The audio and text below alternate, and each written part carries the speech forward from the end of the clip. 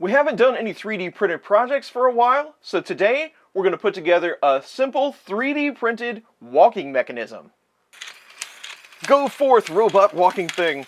You can take on all of the pairs of flyers.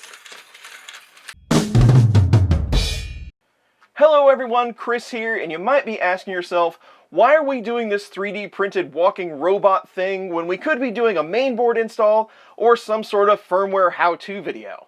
Well, the truth is, we've been working really hard around here on a lot of technical things, and I thought we were way past due for a fun 3D printed related project.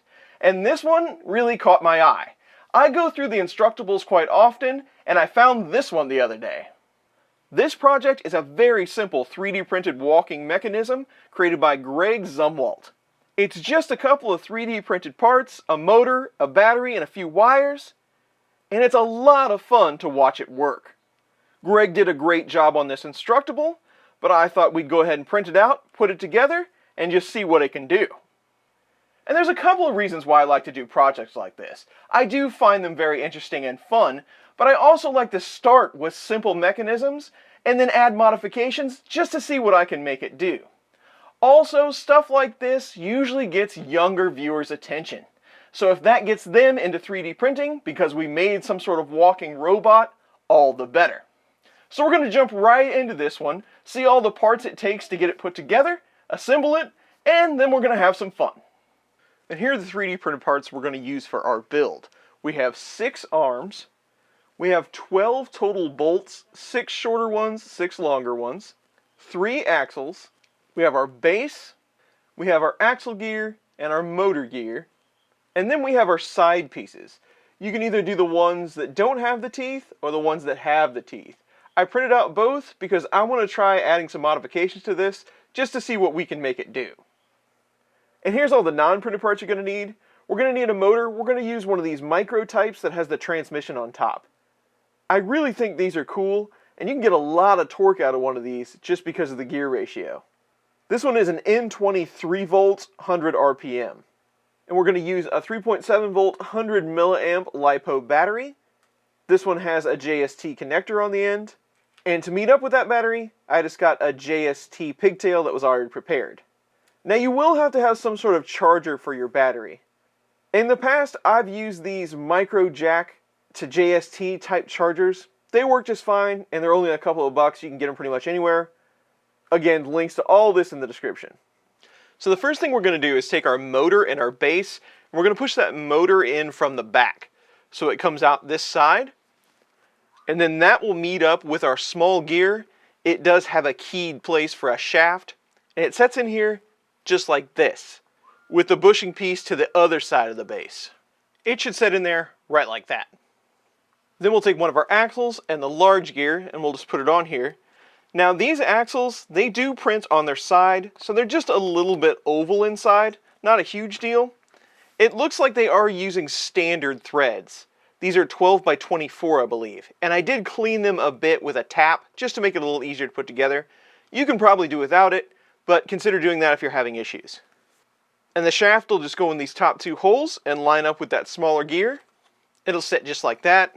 Then we'll put 2 of our arm pieces on that shaft, and we want them lined up. We want them to go the same direction, so we'll do that same orientation on both sides. And then our small printed screws, these will hold those arms on the shaft. And there we go, 1 on each side. Now I did use some pliers to help me screw these on. We might want to consider reworking these and maybe put a slot in them just to make it easier to screw down. But they did go in okay after I cleaned them up with a tap. Now we'll put another axle down here, and we're going to repeat the process. We'll put on 2 arms. You want them going the same direction on both sides. And we'll take 2 more of our short screws and fasten those down. So that section is on, and we're just going to repeat the process one more time. Again, through these holes, axle, our 2 arms, go in the same direction, and then we'll put the smaller screws on. Now I've got all 3 sets attached, and then you can pick whichever feet sections you want to put on. They go on with the longer screws. They just attach to all 3 of these arms on both sides. I'm going to start with the sawtooth ones. And there we go, he's all assembled. Now we just need to put our battery in. We're going to use some double-sided tape. You can pretty much use whatever you want. Maybe Velcro would be a good idea if you want to take it out. Just stick a little double-sided tape on the back, and it fits pretty well in either one of these wells, whichever side you want to put it on. We'll just let it ride right in there. Just keep it away from your axle, and you should be good. Now we need to solder some connectors on our motor. You can do this before or after. There's a lot of room in here. I don't think it's going to be an issue soldering these, but I just got these JST pigtails. I'm just going to put one on here, and then to turn it on, I'm just going to plug it into the battery. If I start modding this, one of the first things I'll do is add a place for a switch. So for your motor connection, you're going to want to route your wires in between this panel and your motor. You're going to want to do that before you solder it because you're not going to be able to fit your connector through there. But you have to have your motor far enough into the body because these panels are going to slide down here as it moves. You don't want anything sticking out. So make sure when you solder it that there is clearance there. So I'm going to run the wires through like this. And then there are positive and negative posts on this motor. It really doesn't matter which one you use. I am going to use the correct colors, but it'll just make the motor turn the opposite direction. Since there really is no forward and back on this little robot, it's not going to make a difference at all. So I suggest you just strip a little bit extra off the end of that pigtail, loop them through your tabs, and then kind of loop it through like this, and then we'll solder those together, and then you can just kind of pull them back through. I'm not really one to give anyone soldering tips because I'm not that great at it, but I do suggest you use some really small solder. This is 1mm solder. For these types of connections, it works out a lot better because it's nice and small and you can get it in there. So I'm just going to solder the ends of the wires together. You just want to make sure you don't dwell on those very long with the iron because those tabs can get kind of melted. But then we'll just pull this through. And then after that, I suggest you do a quick pre-flight check. Make sure you can turn everything and everything's mating up. You can turn it by hand before you turn the motor on. Make sure your motor gears are somewhat lined up. Make sure this gear is far enough in where you're not going to clip it with one of these arms. And then again, your motor and wires on this side, you're not going to clip it with one of these arms. And after everything is free and you can make a full revolution, then we can plug it in and give it a try. I recommend just holding it in your hand for the first test run. And we have success. So our robot build is complete. Now all we gotta do is find some stuff for it to climb over.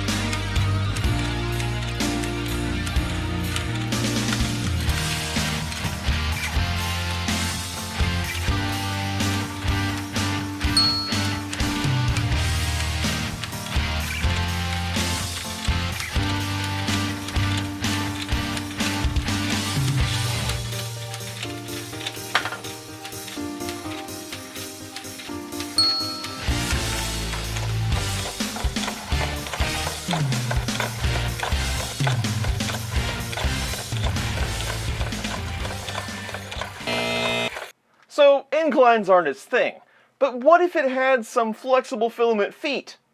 Let's check it out. So a couple of minutes in Fusion 360, and I printed out some of these guys. They're just caps to go over the feet. So I'm going to switch out to the flat feet, the ones without the sawtooth, and glue these on in the corner, just to see if I can get just a little bit more traction. And here's a look at my flexible feet installed. This should definitely help with some inclines. I just did some TPU, I cut it out just a little bit, put it on with some super glue, so let's give this a try.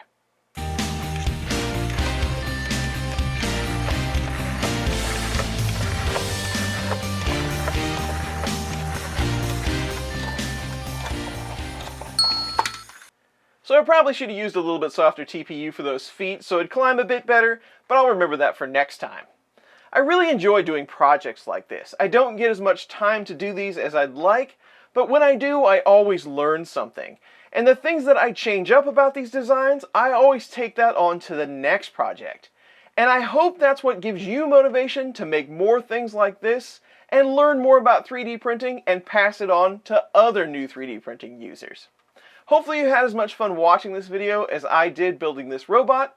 Definitely check out all of Greg's projects over on the Instructables pages. I'll leave all his information in the description below, and I will see you very soon on the next one.